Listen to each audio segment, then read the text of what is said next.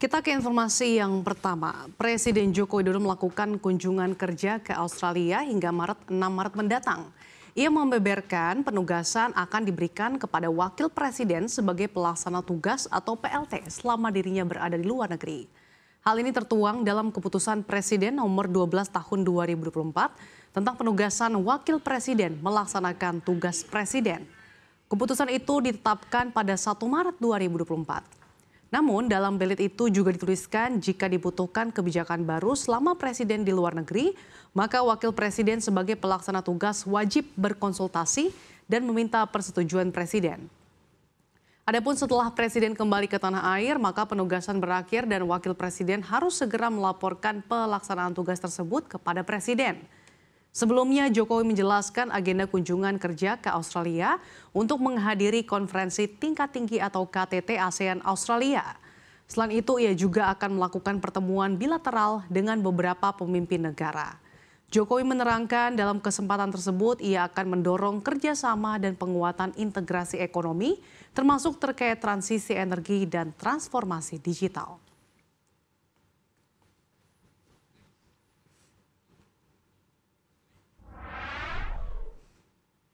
Kita bergeser ke informasi berikutnya. Suara Partai Solidaritas Indonesia atau PSI yang tiba-tiba melesat di Sirekap Pemilu 2024 menjadi perbincangan hangat di masyarakat. Pasalnya suara partai yang dipimpin oleh Kaisang Pangarep itu tiba-tiba melonjak hingga menembus 3,13%.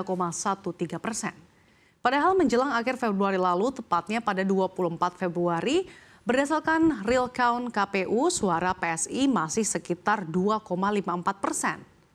Namun sejak 24 Februari suara PSI mulai melonjak. Hingga 27 Februari atau 3 hari kemudian suara PSI mencapai 2,77%.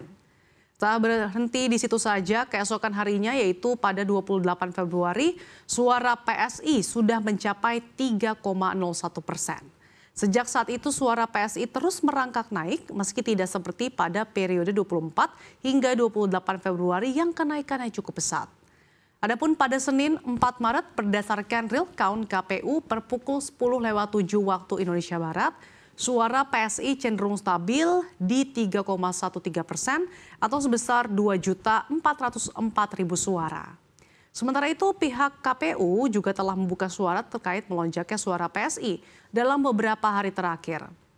Komisioner KPU Idam Holik mengatakan Sirekap tidak digunakan sebagai penentu hasil pemilu. Sebab hasil pemilu ditentukan lewat rekapitulasi manual berjenjang.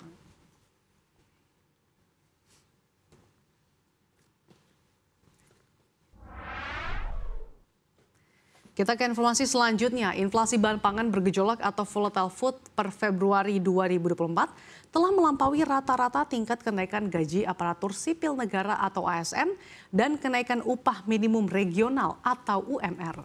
Per Februari 2024, Badan Pusat Statistik mencatat tingkat inflasi volatile food sudah mencapai 8,47% secara tahunan atau naik dari posisi Februari 2023 yang sebesar 7,62%. Sedangkan kenaikan rata-rata gaji ASN dari periode 2019 hingga 2024 sebesar 6,5%. Dengan catatan Bank Indonesia untuk periode 2020 hingga 2023 tidak ada kenaikan gaji ASN. Sementara itu untuk kenaikan UMR rata-rata 4,9% pada 2020 hingga 2024. BI juga mengingatkan bahwa inflasi bahan pangan bergejolak itu harus dikembalikan di kisaran 5%. Karena kelompok makanan memiliki bobot relatif besar pada komposisi pengeluaran masyarakat, yaitu mencapai 33,7% dengan rata-rata pendapatan tetap masyarakat berada pada kisaran 5 hingga 6%.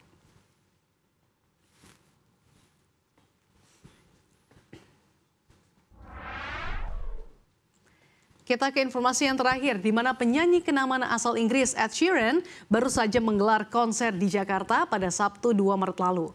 Konser yang berlangsung di Jakarta International Stadium itu pun berlangsung meriah.